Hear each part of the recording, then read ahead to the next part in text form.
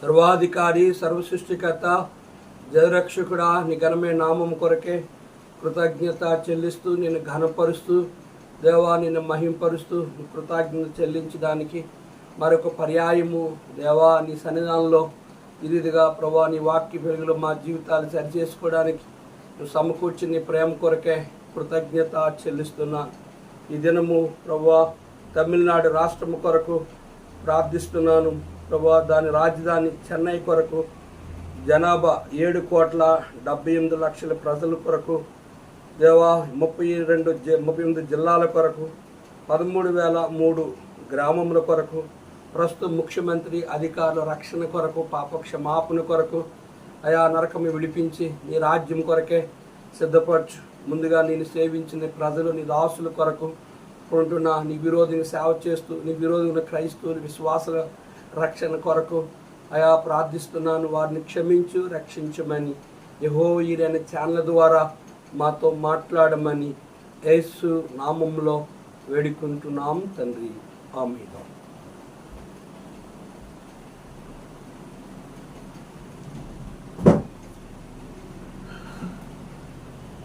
Scene గీతాల నుండి 531 పాట పాడదాం. అద్భుత దివేనాలు ప్రభువా కుమారించితివి, నీదు ప్రేమ పారము ప్రభువా మాపై చూపితివి, నీదు ప్రేమ పారము ప్రభువా మాపై చూపితివి. మానవుని చేసినావు నీ సొంత రూపమునకు, మానవుని చేసినావు నీ సొంత రూపమునకు, నీకిష్టలముగా బ్రతికి నీకిష్టలముగా బ్రతికి దివ్యనాలెన్నో పొందేదము, అద్భుత దివ్యనాలు ప్రభువా కుమారించితివి, నీదు ప్రేమ పారము ప్రభువా మాపై చూపితివి, నీదు ప్రేమ పారము ప్రభువా మాపై చూపితివి. నూతన జన్మ వలన ఆశీర్వాదములు దొరికే, నూతన జన్మ వలన ఆశీర్వాదములు దొరికే, తాపమును దూరపరచి తాపమును దూరపరచి సర్వంబు క్రోత చేసి తాపమును దూరపరచి సర్వంబు క్రోత చేసి అద్భుత దివేనాలు ప్రభువా కుమారించితివి,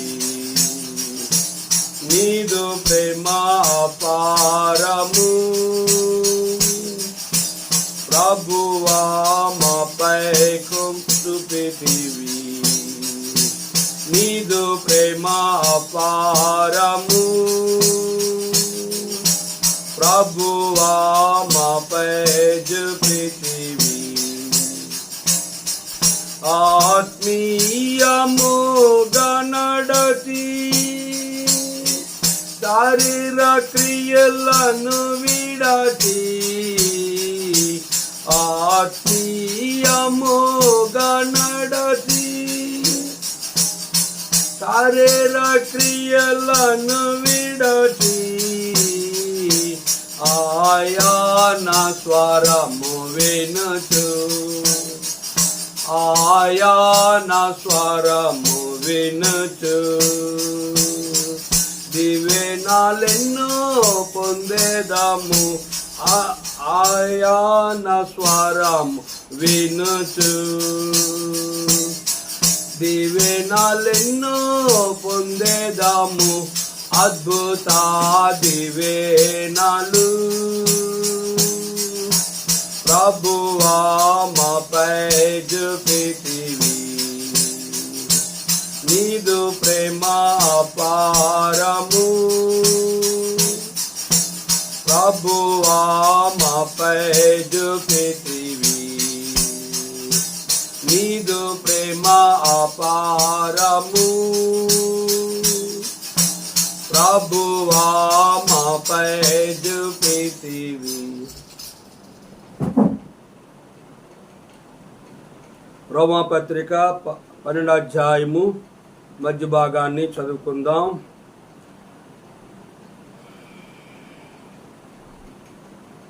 రోమాపత్రిక 12వ అధ్యాయము 13వ వచనం 12వ వచనం చదువుదాం.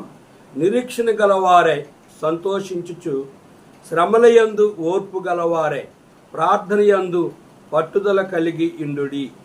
పరిశుద్ధుల అవసరములలో పాలు పొందుచు శ్రద్ధగా ఆతిథ్యము ఇచ్చుచుండిరి. ఆ శ్రేష్టంబు గ్రంథములో చోట చూచిన ఆదరణయున్నది, సుఖదుఖములో వాగ్దానమున్నది. విశ్వాసముంచి ధ్యానించుడి, విశ్వాసముంచి ధ్యానించుడి. ప్రభునందు ప్రేమైన దేవుని పిల్లలకు, దేవుని సేవకులకు, అన్యజనులైన మా ప్రియులకు ప్రభు యేసుక్రీస్తు నామములో మీ అందరికీ నా హృదయపూర్వక వందనాలు చెల్లిస్తున్నాం. నేటి దినాన్ని సంఘము అంటే ఏమిటి అనే దాని గురించి విన్నాం. మరలా మాట చదువుతాను. 12వ అధ్యాయం 4వ వచనం. ఒక్క శరీరములో మనకు అనేక అవయవములుండినను ఈ అవయవములన్నిటికీ ఒక్కటే పని ఎలాగుండదో అలాగే అనేకమైన మనము క్రీస్తులు ఒక్క శరీరమై ఉండి ఒకరినొకరము ప్రత్యేకంగా అవయవమై ఉన్నాము. సంఘం అనేది గనుక యేసుప్రభువు వారి శరీరం. ఆ సంఘములో ప్రతి బయట లోపల ఉన్న అవయవాలు ఒక్కొక్క విశ్వాసి, ఒక్కొక్క సేవకుడు. కనుక ఆ సంఘములో ఒక్కొక్క అవయవానికి ఒక్కొక్క పని దేవుడు నియమించాడు. అలాగే సంఘములోని విశ్వాసులకు ఒక పని నియమించాడు, సేవకులకు ఒక పని నియమించాడు. కనుక ఒక్కొక్క సేవకుని అపోస్తునిగాను, ప్రవక్తగాను, సువార్తకునిగాను, కనుక అధికారులుగాను, సంఘములో నుంచే అనేకుల్ని అద్భుతం చేయవారుగాను, స్వస్థపరిచేవారుగాను, భాషలు మాట్లాడేవారుగాను, భాషలు అర్థం చెప్పేవారుగాను, ఆ పరిచర్యను విస్తరింపచేయడానికి సంఘములో ఉన్న విశ్వాసుల్ని వాడుకున్నాడు, సంఘములో ఉన్న పరిశుద్ధుల్ని వాడుకున్నాడు. ఈ 4వ వచనం నుంచి 21వ వచనం వరకు కూడా నిన్న విన్న వర్తమానము. కనుక ఈరోజు మనం చదువుకున్న లేఖన భాగాలన్నీ కూడా సంఘములో నుంచే వీళ్ళందరూ పైకి వచ్చారు.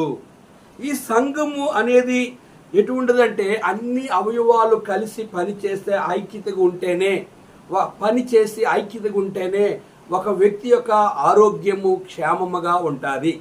అలాగే సంఘములో ఉన్న ప్రతి విశ్వాసి, ప్రతి సేవకుడు కూడా ఐక్యతగా ఉండి క్రీస్తు యేసు కలిగిన మనసు కలిగిన వారై, కనుక పరిశుద్ధులైన వారై, దేవుని చేత పిలువబడిన పరిశుద్ధులు, దేవుని చేత ప్రభువు చేత పిలువబడిన సేవకులు దైవ చిత్తాన్ని ఎరిగి వారు పరిచర్య ధర్మమును దైవ భక్సింగ్ గారు ప్రపంచంలో గొప్ప గొప్ప దైవజనులు దేవుని వాక్యాన్ని ఎరిగి దేవుని చిత్తాన్ని నెరవేర్చగలిగి ఆయన నామానికి మహిమ కలిగించి కొన్ని వేల సంఘాలు ప్రపంచంలో కట్టబడుతూ వచ్చాయి. నిర్దినాన్ని సంఘములో నేను గొప్ప అని చాలామంది గొప్పల కొరకు కనుక తమను తాము కనబడడానికి, తమ పేరు ప్రఖ్యాతుల కొరకు అనేక మంది అవిశ్వాసులుగా, విశ్వాసులు దేవునితో పిలువబడిన సేవకులుగా, దేవునితో పిలువబడిన విశ్వాసులుగా ఉంటూ సంఘాల్లో విశ్వాసకి శత్రువు అవిశ్వాసి, స్వచ్ఛమైన సేవకునికి శత్రువు దేవునికి వ్యతిరేకమైన సేవకుడు. ఈ ముగ్గురు ద్వారా దేవుని పనిని పాడవుతూ ఉంది. స్థానికంగా ఉన్న దేవుని చేత పిలువబడిన పరిశుద్ధులు, దేవుని చేత పిలువబడిన పరిశుద్ధులైన, దేవుని చేత పిలువబడిన సేవకులైన వారు ఏ పని చేయగలిగినప్పుడు కూడా నెలలుగా కొన్ని సంవత్సరాలుగా మందిరములో దేవుని చిత్తము కొరకు ప్రార్థిస్తారు. వారు ఏదైనా సువార్తకి వెళ్ళాలన్నా, బహిరంగ సభలు పెట్టాలన్నా, పరిశుద్ధ సమాజ కూడుకులు కలిగి ఉండాలన్నా, వారి యొక్క దేవుని మందిరాన్ని ఎక్కడైనా నిర్మాణం చేయాలన్నా, దేవుని మందిరం కొరకు స్థలము కొనాలన్నా, పరిచర్య ధర్మంలో కనుక వచ్చిన సమస్యలన్నింటిలో జయము పొందాలన్నా కేవలంగా సంఘ ప్రార్థన, ఆల్ నైట్ ప్రేయరు, ఈ కుటుంబ ప్రార్థన, వ్యక్తిగత ప్రార్థన, సహోదరులుగా షద్రకు, మేషకు, అబేద్నెగో, దానియేలు వారికి వచ్చిన సమస్యల్లో వారు ఏకీవించి దైవ చిత్తాన్ని ప్రార్థన చేసి దైవ చిత్తాన్ని కనుగొని వారు దేవుని పనిని ముందుకు వెళ్ళినప్పుడు ఆ రాజుకు వచ్చే దర్శనాన్ని, కలని కూడా దానియేలు చెప్పగలుగుతూ వచ్చాడు. అది దేవుని యొక్క ఉద్దేశమై ఉంది. ఈ దినము మనం చదువుకునే లేఖన భాగము 12వ వచనాన్ని చూద్దాం. నిరీక్షణ గలవారై సంతోషించు, నిరీక్షణ గలవారై సంతోషించు. ఎవరు నిరీక్షణ కలిగిన వారు? యేసు మృతి పొంది తిరిగి లేచిన నమ్మిన ఎడల యేసునందు నిద్రించిన వారిని కూడా ఆయన తనతో పాటు పరలోకాన్ని తీసుకెళ్తాడు. యేసునందు నిరీక్షణ కలిగిన వారే, యేసు ప్రభు పరలోకానికి వెళ్ళాడు, తిరిగి లోకానికి వస్తాడని నిరీక్షణ కలిగి ఉండగలిగిన వారు పరిశుద్ధులు, దేవుని సేవకులు మాత్రమే. దేవుని చేత పిలువబడలేని సేవకులు, దేవుని చేత పిలువబడలేని విశ్వాసులు, దేవుని చేత పిలువబడలేని క్రైస్తవులకి నిరీక్షణ అనేది ఉండదు. కనుక యేసు ప్రభు పరలోకంకి వెళ్ళి అన్నాడు, నేను తిరిగి వస్తాను, నేను త్వరగా వస్తాను, నేను వచ్చి నేనుండే స్థలంలో మీరు ఉండేలాగా మరలా మిమ్మల్ని పరలోకాన్ని తీసుకెళ్తానని చెప్పాడు. ఆయన వచ్చినప్పుడు పరిశుద్ధుల్ని పరలోకం తీసుకెళ్ళడానికి నిరీక్షణ గల వారై సంతోషించి. ఎవరు సంతోషిస్తారు? వారి నోటి నిండా నవ్వుండును. ఎవరి నోటి నిండా స్వచ్ఛమైన నవ్వు ఉంటుందంటే దేవుని చేత పిలువబడిన సేవకులు, పరిశుద్ధులు ఎన్ని శ్రమలు, కష్టాలు, నిందలు, బాధలు, అవమానం కలిగినప్పుడు కూడా అనుదినము వాక్యించడం ద్వారా, అనుదినము ప్రార్థించడం ద్వారా, అనుదినము క్రీస్తు శ్రమల్లో పాలువారేడు ద్వారా, అనుదినము దైవ చిత్తాన్ని ఎరుగుడు ద్వారా వారు ఇల్లు కట్టాలన్నా, పెళ్లి చేయాలన్నా, మంచి వ్యాపారం చేయాలన్నా, ఎక్కడికి వెళ్ళాలన్నా కనుక వాళ్ళు దైవ చిత్తం లేని వారు ఇల్లు కదలు, దేవుని మందిరాన్ని విడిచి బయటికి వెళ్ళారు. వారు ఎల్లప్పుడూ ఎవరు సంతోషిస్తారంటే ఆయన చేత పిలువబడిన పరిశుద్ధులు, ఆయన చేత పిలువబడిన సేవకులు ఎల్లప్పుడూ ప్రభువునందు. ఫిలిప్పీ 4:4లో చూస్తే పౌలు చెరసాల ఉండి అంటున్నాడు, ఎల్లప్పుడూ ప్రభువునందు ఆనందించుడి, మరలా చెప్పుదును ఆనందించుడి. చెరలో ఉన్న వ్యక్తి ఆనందంగా ఉండడు. కానీ ప్రభు అయిన పౌలు గారు ఆ చెరసాలు ఉండి ఆనందించగల కారణం ఏంటంటే క్రీస్తు యేసు కలిగిన మనస్సు కలిగి ఉన్నాడు, హృదయ శుద్ధి కలిగి ఉన్నాడు, కనుక మేలు చేసేవాడుగా ఉన్నాడు. దేవుని సంఘాన్ని ఒకప్పుడు సభలుగా ఉండి పాడు చేశాడు, ఇప్పుడు దేవుని సంఘాన్ని కట్టేవాడుగా ఉన్నాడు. ఒకప్పుడు దేవుని సేవకులను చంపుతూ వచ్చాడు, ఇప్పుడు దేవుని కొరకు తన మరణాన్ని కూడా సిద్ధముగా ఉండగలిగాడు. నిరీక్షణ గల వారే సంతోషించువారు వీరు. రెండో విషయం మనం గమనిస్తున్నట్లుగా అయితే శ్రమయందు ఓర్పు గలవారై ప్రార్థన యందు పట్టుదల కలిగి ఉండు. శ్రమల్లో ఓర్పు కలిగి ఉంటారు. ఎన్ని శ్రమలు, కష్టాలు, నిందలు, బాధలు వచ్చినా ఎందుకు వారు ఎట్లా ఓర్చుకుంటారంటే వాక్యం చదువు ద్వారా, వాక్యంను ధ్యానించడం ద్వారా, వాక్యాన్ని అనుసరించడం ద్వారా, దేవుని సన్నిధిలో ప్రార్థించడం ద్వారా యేసు ప్రభువారికి వచ్చిన శ్రమల అనుభవములన్నీ జ్ఞాపకం చేసుకున్న వారే. యేసు ప్రభువారు ఆయనకి 6 తీర్పులు జరిగాయి. ఆయన సిలువలో ముఖము వేశారు, గడ్డం పెరికి వేశారు, నిందించారు, ఏళన చేశారు, అవమానపరిచారు. సిలువ మీద దిగు, నమ్ముతామని ఆయన అపహాసం చేశారు. నిన్ను రక్షించు, మమ్మల్ని కూడా రక్షించినప్పుడు ఆయన సహించి ఆయన ఓర్పు కలిగిన వాడే. ఆయన ఓర్పు, ఆ శ్రమల యందు ఓర్పు కలిగిన వాడే ఆయన జీవిస్తూ వచ్చాడు. కనుక శ్రమల యందు ఓర్పు గలవారై ప్రార్థన యందు పట్టుదల కలిగి ఉండిడి. కనుక వారు ఎన్ని పరిస్థితులు వచ్చినా దేవుని సన్నిధిలో ఎబ్బోకు రేవు దగ్గర రాత్రంతా యాకోబు దేవునితో పెనిగిలాడాడు. అప్పుడు దేవుడు వచ్చి యాకోబుని గట్టిగా పట్టుకున్నాడు.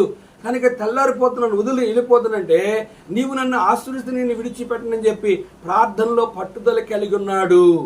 కనుక ఆ రీతికి దేవుడు అన్నాడు, నువ్వు దేవునితో పోరాడావు, మనుషులతో పోరాడావు, కనుక నీ పేరు ఇకబట్టి యాకోబు కాదు, నీ పేరు ఇశ్రాయేలు అని చెప్పి దేవుడు యాకోబుకి ఇశ్రాయేలుని పేరు పెట్టి ఆయన తప్పించుకొని వెళ్తూ వచ్చాడు.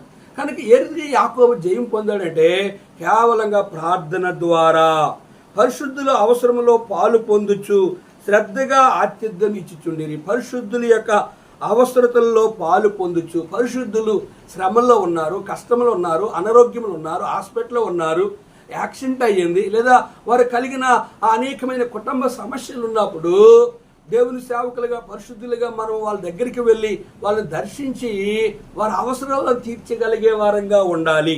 రెండవది శ్రద్ధగా ఆతిథ్యం ఇచ్చుచుండి. పరిశుద్ధులు అవసరాలు ఒకటే తీర్చాలి, రెండోది ఆతిథ్యము ఇచ్చుచు ఉండి. కనుక ఆతిథ్యం అంటే వచ్చిన వారికి ప్రేమ విందు. రాజు భక్సింగ్ గారు హెబ్రోన్లో, హైదరాబాద్లో ఉన్న హెబ్రోన్ ప్రార్థనా మందిరంలో ప్రతి ఆదివారం కూడా ప్రేమ విందు పెడుతూ వచ్చారు. ఈ ప్రేమ విందు ఎంత ఘనమైందంటే కులం అక్కడ కనబడదు.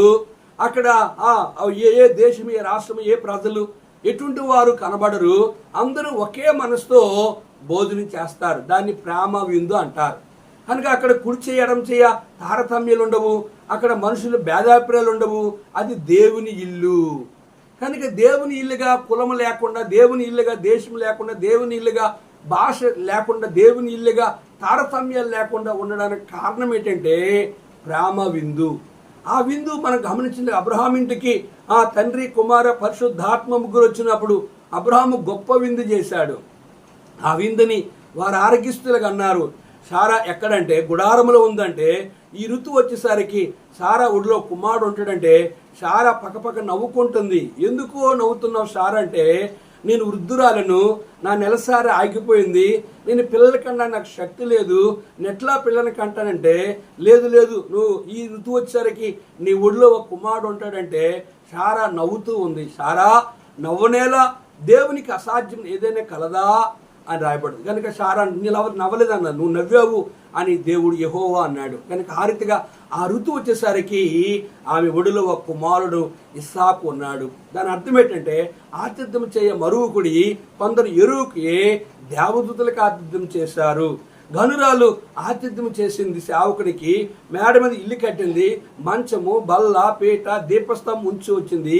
ఈ మార్గాన్ని వచ్చి వెళ్ళినప్పుడల్లా కూడా ఇంట్లో మీరు భోజనం చేయొచ్చు, విశ్రాంతి తీసుకోవచ్చు అని చెప్పింది.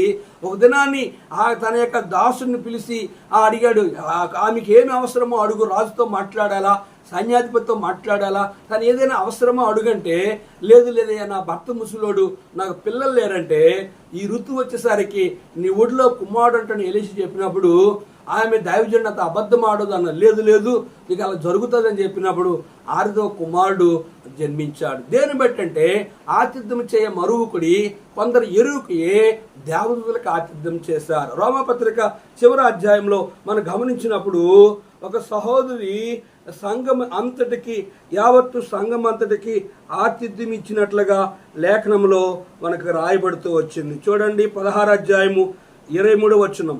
నాకు యావత్తు సంఘమునకును ఆతిథ్యమిచ్చు గాయు మీకు వందనములు చెప్తున్నాడు.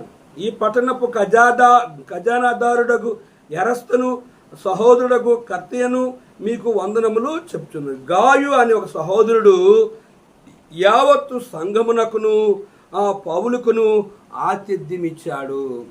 కనుక విలువైన భోజనాన్ని, శ్రేష్టమైన భోజనాన్ని, కనుక సంఘమంతటికి ఆతిథ్యము గాయ అనే వ్యక్తి పౌలుకి, యావత్తు సంఘానికి కూడా ఆతిథ్యం ఇచ్చాడు. దాన్ని ప్రేమ విందు అంటారు. నిర్ధనాన్ని సంఘములో ఎవరైనా ఆతిథ్యం చేయాలంటే వారి పేరు ప్రఖ్యాతుల కొరకు వాళ్ళు అందరూ తెలుసుకోవాలి. పలానాలు భోజనం పెట్టారు, పలానాలు మంచి భోజనం పెట్టారు అని ఇతరులు చెప్పుకోవాలని కొంతమంది పెడతారు. అలాగే ఎప్పుడు చెప్పకూడదు. కుడి చేసింది ఎడమ చేతికి తెలియకూడదు. అప్పుడే రహస్యంను చూసి తండ్రి నీకు ప్రతిఫలం ఇస్తాడు. రోమపత్రిక 12వ అధ్యాయము 14 వచ్చి మనం గమనించినట్లయితే, మిమ్మల్ని హింసించే వారిని దీవించుడు గాని శపించవద్దు. నీ శత్రువులు నిన్ను హింసించినప్పుడు దీవించాలి. నీ శత్రువుల్ని శత్రువుని హింసించినప్పుడు దీవించుడు గాని శపించొద్దు అని చెప్తున్నాడు. కనుక శాపము ఎవరిది అంటే అపవాది, దేవదూత, ప్రధాన దేవదూత ఆశ్రయించబడి ప్రభువుని స్తుతించి ఆరాధించి సంగీత వాయిద్యాలతో ప్రభువుని ఘనపరిచేది ఆ ప్రధాన దేవదూత పని. కానీ ఆ ఉత్తర దిక్కును, సభాప్రతిను, మేఘమండలం కిక్కదును మహోన్నతంతో సమానముగా ఉందని ఆశించి కొంతమంది దూతలను పిలిచి, నేను మీకు దేవుణ్ణి, మీరు నన్ను పూజించండి చెప్పినప్పుడు పూజ చేయడానికి సిద్ధపడిన ప్రధాన దేవదూతని, పూజ చేయడానికి సిద్ధపడిన దూతల్ని దేవుడు పరలోకం నుంచి భూమి మీద త్రోసివేశాడు. కనుక అవి దేవుని ఆత్మలు పోయి దురాత్మలు అయిపోయాయి. అవి ప్రపంచం అంతా చెదిరిపోయాయి. కనుక శాపము భూమి మీద ఉన్న ఏ మానవునికి శాపము లేదు. కనుక శాపము ఎవరికి అంటే అపవాది మాట విన్నవారికి శాపం. కనుక ద్వితోపదేశకాండం 28వ అధ్యాయం చూసినట్లయితే మొదటి 15 వచనాలు ఆయన మాట విన్న వారికి ఆశీర్వాదం. 16 వచనం నుంచి 58 62 వచనాల వరకు చూస్తే ఆయన మాట వినలేని వారందరూ, అపవాది సైతాను మాట విన్న వారందరూ శపింపబడేవారు. ఇదే విషయాన్ని మనం చూసి శపింపబడేవారులారా మీకును అపవాది సిద్ధపరచబడిన నిత్య అగ్నిలోనికి పోవుడి అని రాయబడ్డాది. కనుక కుడి చేతున్న గొర్రెలారా ఆ లోకం పుట్టినది మొదలుకొని మీ కొరకు సిద్ధపరచబడిన పరలోక రాజ్యం స్వతంత్రించుకోవడాన్ని లేఖనంలో రాయబడుతూ వచ్చింది. కనుక శాపము కావాలంటే దేవుని మాట వినకపోతే శాపం. కనుక దేవుని ప్రభువైన యేసుక్రీస్తు వారి మాట అంటే నువ్వు దీవించబడతావు. అందుకని నిమిషించి వారిని దీవించడు కానీ శపించొద్దు. కనుక మిమ్మల్ని శపించే వారిని ఒకసారి దావీదు వెళ్ళిపోతుంటే కనుక సౌలు సంతతి వాడని షీమ అనేవాడు చీపో దుర్మార్గుడని రాలిసిని కొడుతుంటే సైన్యాధిపతి అంటుంటే రాజా మీరు ఒక మాట ఆజ్ఞయిస్తే వాడిని వేసేస్తానంటే లేదు వాడిని నువ్వేం చెయ్యొద్దు, వాడిని దేవుడు దూషించమంటాడేమో, దేవుడే చూసుకుంటాడు, మనం ఏం చేయొద్దు అంటే తర్వాత దేవుని కోపం వచ్చి షీమ అనేవాడు చనిపోయాడు. దావీదు తను శపించిన వారిని కూడా దీవిస్తూ వచ్చాడు. కనుక దీని అర్థం ఏంటంటే ఎందుకు కొన్నిసార్లు ఇతరులని శపిస్తాము అంటే వారు మనకు చేసే కీడు, వారు మనకు చేసే నష్టము, వారు మనకు చేసే హాని, వారు మనకు చేసే వారు హానికరంగా మాట్లాడే దానిని నువ్వు శారీరకంగా మనుషుడిగా తట్టుకోలేక నువ్వు ఉద్రేకుడువై ఆ రీతిగా శపిస్తావు. కానీ ప్రభు అంటున్నాడు మిమ్మల్ని దూషించి వారిని శపించొద్దు, మిమ్మల్ని హింసించి వారిని శపించొద్దు, వారిని దీవించుడి అని ప్రభు చెప్పాడు. కనుక ఇంకేం మనం రాయబడి లేఖను మనం గమనించినట్లుగా అయితే సంతోషించు వారితో సంతోషించుడి, సంతోషించు వారితో సంతోషించాలట, ఏడ్చువారితో ఏడువుడి, ఒకరితో ఒకడు మనసు కలిసి ఉండుడి, హెచ్చువాటి యందు మనసుంచక తగ్గువాటి యందు ఆసక్తుల ఎండుడి, మీకు మీరే పగ తీర్చుకో బుద్ధిమంతులని అనుకొనవద్దు. చూసారు, సంతోషించేవారితో సంతోషించాలట, ఏడ్చువారితో ఏడవాలట, ఒకరితో ఒకడు మనసు కలిసి ఉండడు. దీని అర్థం ఏంటంటే సంతోషించేవారితో సంతోషంగా ఉండాలి, ఏడ్చేవారితో ఏడ్చేవారుగా ఉండాలి. కనుక ఒకరితో ఒకరు మనసు కలిసి ఉండాలంటే ఒకరు శ్రమానుభవములో, ఒకరి కష్టానుభవములో, ఒకరితో ఒకరు శ్రమ కష్ట సంతోషములో పాలు పొందేవారుగా ఉండమని ప్రభు యొక్క ఆజ్ఞ. ఇంకా మనం గమనించినట్లుగైతే హెచ్చువాటి యందు మనసు ఉంచక తగ్గువాటి యందు ఆసక్తులై ఉండుడి. హెచ్చువాటి యందు కనుక గర్వము, అహంకారం, పొగరబోతనం, విర్రవేగితనము, అతిశయము అనేది, హెచ్చుతనం అనేది ఎవరిది అంటే అయాం అనేది సాతాను బుద్ధులు. కనుక ఎప్పుడు కూడా దేవుని పిల్లలు, దేవుని సేవకులు ఎట్లా ఉండాలంటే తను తాను తగ్గించుకునేవాడు హెచ్చింపబడతాడని ప్రభు చెప్పాడు, తను తాను హెచ్చించుకునేవాడు తగ్గింపబడతాడు. మనం ఎల్లప్పుడూ కూడా తగ్గించుకునే వారంగా ఉండాలి తప్ప హెచ్చించుకునే వారంగా ఉండకూడదు. మీకు మీరే బుద్ధిమంతులని అనుకోవద్దు. నేను మంచోడని చెప్పి ఎప్పుడు నీకు నీవే పొగుడుకోకూడదు, నీ బుగ్గను తీసి నీవే ముద్దులు ఆడుకోకూడదు. నిన్ను గురించి ఇతరులు మంచి చెప్పుకోవాలి తప్ప నీ గురించి నువ్వు ఎప్పుడు నేను మంచోడని చెప్పుకోకూడదు. చూసి మీకు మీరే బుద్ధిమంతులని ఎప్పుడు అనుకోవద్దు అని దేవుని యొక్క ఆజ్ఞ. కీడుకు ప్రతి కీడు ఎవరికి చేయవద్దు, మనుషులందరి దృష్టికి యోగ్యమైన వాటిని గురించి ఆలోచన కలిగి ఉండుడి. కీడుకు ప్రతి కీడు, వాళ్ళు కీడు చేస్తే నువ్వు కీడు చేయొద్దు, వారు నేను తిడితే తిట్టొద్దు, నేను దూషిస్తే దూషించదు, నీ గురించి చెడ్డగా ప్రసారం చేస్తే నువ్వు వాళ్ళ గురించి చెడ్డగా ప్రసారం చేయొద్దు, వాళ్ళు నీకు ఏదైనా అపకారం తలపెడితే నువ్వు వాళ్ళకి అపకారం తలపెట్టకూడదు. మనుషులందరి దృష్టికి యోగ్యమైన వాటిని గూర్చి ఆలోచన కలిగి ఉండు. మనుషులందరికీ దృష్టికి యోగ్యమైన వాటిని గూర్చి ఆలోచన కలిగి ఉండుడి అంటే మేలైన వాటిని మనుషులందరికీ నీ చేతనంత మట్టుకు మేలు చేయడము. మేలు చేసేవారు దేవుని సంబంధులు, కీడు చేసిన వారు దుష్టిని సంబంధులు. కనుక ఇక్కడ మనుషులందరి దృష్టికి యోగ్యమైన వాటిని గురించి ఆలోచన కలిగి ఉండుడి. నీ కళ్ళు తేటగా ఉంటే లోకమంతా తేటగా ఉంటుంది. నీ కన్ను చెడిందైతే లోకమంతా చెడుగానే ఉంటుంది. నువ్వు మంచి మనసు క్రీస్తుని కలిగిన సేవకుడిగా, ప్రభువుని కలిగిన ఒక విశ్వాసగా నువ్వెప్పుడు నీ శత్రువులకు సైతము నువ్వు మేలే తప్ప కీడు ఎన్నడూ చేయకూడదు. ఇతరుల గురించి చెడుగా ఎప్పుడు ఆలోచన చేయకూడదు. చెడు ఆలోచనలు, కీడు, నష్టము చేసేది ఎవరంటే అపవాది సంబంధులు. కయీను తన తమ్ముడిని చంపి, నీ తమ్ముడు ఏబేలు ఎక్కడంటే నేను ఎరగనని దేవునితోనే అబద్ధం ఆడాడు. అందుకే దేవుడు తను శపిస్తూ వచ్చాడు. కానీ తన తమ్ముడైన ఏబేలు ఎడల మంచి ఆలోచన లేనివాడై ఉన్నాడు. ప్రియ విశ్వాసిలారా, ప్రియ దేవుని సేవకులారా, ప్రియ క్రైస్తవులని చెప్పుకొని, విశ్వాసులను చెప్పుకొని దేవుని చేత పిలువబడి అనే సేవకులారా, ఎప్పుడు కీడు చేయడము, అపకారం చేయడం, నష్టపరచడం, సంఘాల్లో సమస్యలు సృష్టించడం, సంఘాల్లో గొడవలు తీసుకురావడం, సంఘాల్లో ముక్కలు చేయడము, సంఘములో మనస్పర్ధలు పుట్టించడం, ఎప్పుడు విశ్వాసును శోధించడము, ఇది ఎవరి పని అంటే సైతాను పని. నిన్ను సైతాను వాడుకుంటే నిన్ను బట్టి ఇతరులకి నష్టము కలిగేదిగా ఉంటుంది. కనుక సఖ్యమైతే మీ చేతనంత మటుకు సమస్త మనుషులతో సమాధానముగా, కనుక సఖ్యమైతే అందరితో సమాధానముగా ఉండి. ఇదే విషయాన్ని హెబ్రీ పత్రికలో కూడా మనం చూసినట్లుగైతే అక్కడ ఒక చక్కని మాట రాయబడుతూ వచ్చింది. చూడండి, ఆ మాట మనం చదువుదాం. 12:14 అందరితో సమాధానమును పరిశుద్ధ కలిగి ఉండుటకు ప్రయత్నించుడి, పరిశుద్ధ లేకుండా ఎవడును ప్రభువును అందరితో సమాధానమును పరిశుద్ధులు కలిగి ఉండుటకు ప్రయత్నించుడి, పరిశుద్ధ లేకుండా ఎవడును ప్రభువుని చూడడు. కనుక రాయబడిన లేఖ సఖ్యమైతే మీ చేతనైనంత మట్టుకు సమస్త మనుషులతో సమాధానపరచువారు ధన్యులు, వారు దేవుని కుమారులు అనబడు. చాలామంది సమాధానానికి ప్రతిగా అసమాధానాన్ని కలుగు చేసేవారు, శత్రుత్వాన్ని కలుగు చేసేవారు, ఆ శత్రుత్వాన్ని ఇంకా ఎక్కువ చేసేవారు.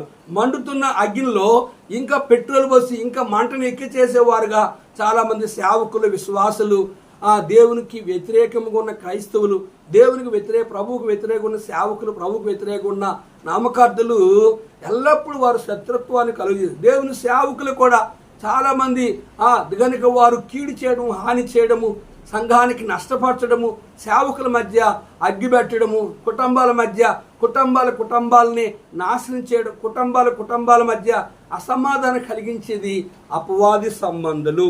ఇంకా మనం గమనించినట్లుగైతే ప్రియులారా, మీకు మీరే పగ తీర్చుకొనక దేవుని ఉగ్రత చోటీడి, పగ తీర్చ నా పని నేనే ప్రతిఫలం నిత్తును అని ప్రభువు చెప్పుచున్నాడని వ్రాయబడి ఉన్నది. గమనించారా? ఇక్కడ రాయబడిన లేఖన, ప్రియులారా మీకు మీరే పగ తీర్చుకోవద్దు, దేవుని ఉగ్రతకు చోటీయుడి, పగ తీర్చట నా పని నేనే ప్రతిఫలం ఇస్తాను. ఇక్కడ 4 విషయాలు ఉన్నాయి. ప్రియులారా, మీకు మీరే పగ తీర్చుకోవద్దు. ఒక వ్యక్తి నిన్ను కొడితే ఆ వ్యక్తిని కొట్టకూడదు. ఒక వ్యక్తి నీకు హాని చేస్తే ఆ వ్యక్తికి నువ్వు హాని, ఒక వ్యక్తి నీ కీడు చేస్తే ఆ వ్యక్తిని నువ్వు కీడు చేసి, కీడుకు ప్రతి కీడు ఎవరికి చేయవద్దు అని ప్రభువు ఖండితంగా చెప్పాడు. రెండోది, దేవుని ఉగ్రతకు చోటీడి, అంటే నువ్వు వాడు కీడు చేస్తే నువ్వు కీడు చేయకూడదు, వాడు హాని చేస్తే నువ్వు వాడు చేయకూడదు, వాడు నీకు నష్టపరిస్తే వాడు నష్టపరచకూడదు. దీనికి దేవుని ఉగ్రత చోటీడి అంటే దేవుడు తీర్పు తెచ్చాలి, ప్రభువు తీర్పు తెచ్చాలి, ప్రభువు దేవుని కోపం ఆయన మీదకి రావాలి తప్ప దేవుని ఉగ్రత చోటీడి పగ తీర్చట నా పని. పగ తీర్చేది ఎవరు? కనుక నీ శత్రువుల కొరకు. అందుకే మత్తయిలో మార్కు 11:25 నువ్వు ప్రార్థించినప్పుడల్లా నీ శత్రువుని క్షమించి ప్రార్థన చేయాలి. నిజమైన దేవుని పిలబడిన సేవకుడు, దేవుని పిలబడిన పరిశుద్ధులు ఎప్పుడు కూడా అన్యులు కానీ, విశ్వాసులు కానీ, నామకార్థ క్రైస్తవులు, అవిశ్వాసులు లేదా విశ్వాసులను చెప్పుకొని సేవకులను చెప్పుకొని దేవుని విరోధంగా జీవించిన వారు, ఈ 3 గుంపుల వారికి లేదా లోకంలో ఉన్న వారికి దేవుని పిలబడిన పరిశుద్ధులు, సేవకులు ఎప్పుడు కీడి చేయరు. నిజంగా వారు కీడు చేస్తున్నాడు అంటే వాడు దేవుని చేత పిలువబడలేదు. వాడు సంఘాన్ని ముక్కలు చేస్తున్నాడంటే వాడు దేవుని చేత పిలువబడలేదు. వాడు సంఘాల్లో కుటుంబాలని తీతు పత్రిక చెప్పిన వారు కుటుంబాల నాశనం చేసినట్లుగా వారి సొంత ప్రవక్తలు, సొంత కులములో ఒక పాస్ని ఎన్నుకొని వారి సొంత కులాన్ని ఒక ముక్కలు చేసి ఒక పాపులుగా గుంపు కూడిన సమాజంలో నేను వార్చిచాలని అంటాడు దేవుడు. కనుక ఆర్థికేమంటాడు, నేనే ప్రతిఫలం ఇస్తాను. ప్రతిఫలము ఇచ్చేది ఎవరంటే దేవుడు. తీర్పు తీర్చేది ఎవరంటే ప్రభువు. కనుక ఆయన ఉగ్రతకు మనం చూడటం వల్ల తప్ప వాళ్ళు కీడు చేస్తే మనం కీడు చేయొద్దని ప్రభు ఆజ్ఞ. కాబట్టి మీ శత్రువు ఆకలి కొని ఉంటే అతనికి భోజనం పెట్టుము, దప్పుకొని ఉంటే దాహమిమ్ము. అలాగ చేయటం వలన అతని తల మీద నిప్పులు కుప్పలుగా పోయిదువు. నీ శత్రువు ఆకలి కొని ఉంటే ఆహారం ఇవ్వాలట, అతడు దప్పుకొని ఉంటే దాహం ఇవ్వాలి. అలాగ చేయటం వలన అతని తల మీద నిప్పులు కుప్పలుగా పోస్తావట. వాడు కీడు చేశాడు, నువ్వు కీడు చేయకూడదు. వాడు హాని చేశాడు, నువ్వు హాని చేయకూడదు. కనుక ఆ సేవకుని సంఘాన్ని ముక్కలు చేశాడు, సంఘాన్ని ముక్కలు చేయకూడదు. వాడి నీ విశ్వాసాన్ని ఆ పాస్టర్ పట్టుకెళ్ళిపోయాడు, వాడి విశ్వాసం నువ్వు నీ చర్చికి నడిపించుకోకూడదు. వాడు చేసినట్లుగా నువ్వు చేసినట్లయితే దేవునికి విరోధంగా విశ్వాసం చేసినట్లుగా దేవుని విరోధంగా జీవించిన సేవకుడు కీడు చేసిన నువ్వు చేసినట్లుగైతే దేవుని కోపం అనేది నీ మీదకి వస్తుంది. కీడు వలన జయింపబడక మేలు చేత కీడును జయించము. చూసావా, కీడు వలన జయింపబడక నువ్వు కీడు చేసి జయము రాదు. కనుక మేలు చేత కీడును జయించు. మేలు చేసి కీడును జయించగలిగే వారంగా ఉండాలి.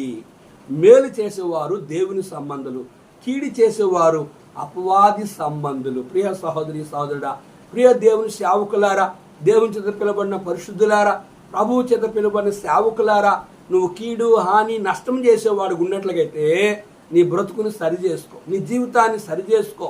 ఏ సేవకుడిని సంఘాన్ని ముక్కలు చేస్తున్నావు, ఏ సేవకుడి విశ్వాసాలని సంఘాన్ని నడిపించుకుంటున్నావు, ఏ విశ్వాసుల యొక్క దశంభాగ కానుకలను వారి ప్రథమ ఫలాలని నువ్వు నడిపించుకుంటున్నావో అది శాపము నీకు. ఏ సేవకుడు నీ సంఘాలు ముక్కలు చేసి ఆ సంఘ విశ్వాసులు అక్కడే ఉంటారు, కానీ వాళ్ళందరూ కూడా ఆ సంఘాలు ఉన్నప్పుడు కూడా వారు నీ విశ్వాసులుగా నీకే అన్ని పంపిస్తారు. దేవుని కోపము నీ మీదకి వస్తారు. నీకు అప్పగించిన మంద విషయంలో స్థానిక సేవకుడు నిన్ను పిలవకుండా వేరే సేవకుడు స్థానిక సంఘానికి రాకూడదు. స్థానిక సంఘ విశ్వాసుల్ని స్థానిక సేవకుడు తెలియకుండా నువ్వు వాళ్ళ దగ్గరికి వెళ్ళి వాళ్ళని కలవకూడదు. వాళ్ళ ఇంట్లో ప్రార్థనలు పెట్టడం, మీటింగ్ పెట్టడం, గృహ విధులు చేయడం దేవునికి విరోధకరమైన సంఘాన్ని నువ్వు పాడు చేయడానికి వస్తున్నావు. గుంట నక్కలాగా నువ్వు సంఘాన్ని పాడు చేసి వస్తున్నావు. ఒకరోజు నువ్వు పాడవుతావు. నువ్వు పాడేది కాక అక్కడున్న ఆ సంఘానికి కూడా పాడు చేస్తావు. బైబిల్ చెప్తుంది, ఎవడు దేవుని ఆలయాన్ని పాడు చేస్తే నేను వాడిని పాడు చేస్తాను. నేటి దినాన్ని చాలామంది సేవకులు దుర్మార్గులుగా జీవిస్తున్నారు. చాలామంది విశ్వాసులు దుర్మార్గులుగా జీవిస్తున్నారు. మిమ్మును బట్టే కదా నా నామము అన్యజనుల మధ్య దూషించబడుతుంది. సేవకుడుగా దుర్మార్గుడిగా నువ్వు ఉండకూడదు. ఒక విశ్వాసగా దుర్మార్గురాలుగా నువ్వు జీవించకూడదు. స్థానిక సేవకుడు స్థానిక సేవకుడిని అడగపోవచ్చు. స్థానిక సేవకుడు విశ్వాసగా నేను అడగపోవచ్చు. కానీ అతడు కన్నీరు కాచాడంటే, అతడు మొరపెట్టాడంటే దేవుని కోపము ఏ సేవకుడు పాడు చేస్తాడో, ఏ విశ్వాస పాడు చేస్తాడో వారి మీద దేవుని ఉగ్రత. అందుకంటాడు, కనుక పగ తీర్చడం నా పని. కనుక నా జీవితంలో ఎన్నో సేవకుల ద్వారా, ఎంతోమంది విశ్వాసుల ద్వారా ఎన్ని నష్టాలు కలిగినా నేను వాళ్ళు ఎదిరించను. కారణం ఏంటంటే నేను తీర్పు తెచ్చకూడదు, ఆయన తీర్పు తెచ్చారు. నేను ప్రార్థన చేస్తానంటే వాళ్ళని క్షమిస్తాను. నా శత్రువులైన సేవకుల కొరకు, నా శత్రువులైన విశ్వాసుల కొరకు, నా శత్రువులు ఉన్న వారు ఎవరైనా అనుదినము వారిని క్షమించి ప్రార్థన చేస్తాను. నేను నా శత్రువులైన సేవకులకు, విశ్వాసులైన శత్రువులకు, నా శత్రువులని ఎవరికేగా నేను కీడు చేయను.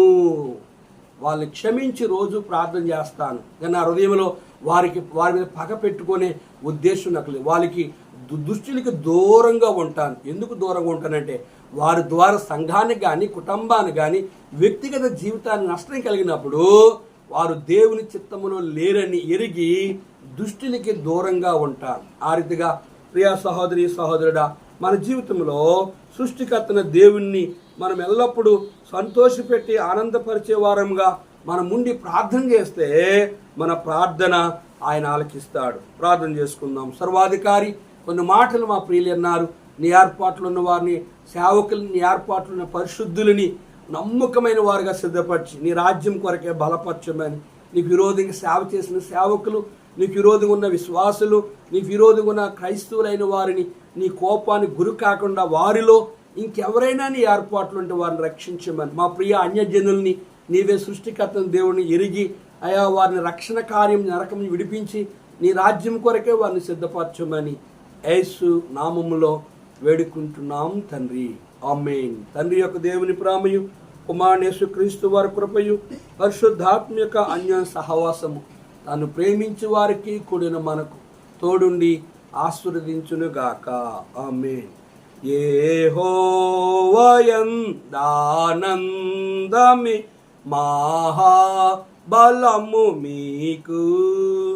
యెహోవాయందానందమే మహాబలము మీకు. ఈ దీనము సుదీనము ఆనందము ప్రభుని జనమ. ఈ దీనము సుదీనము ఆనందము ప్రభుని జనమ. యెహోవాయందానందమే మహాబలము మీకు. యెహోవాయందానందమే మహాబలము మీకు. అందరికీ ప్రైజ్ ది లార్డ్.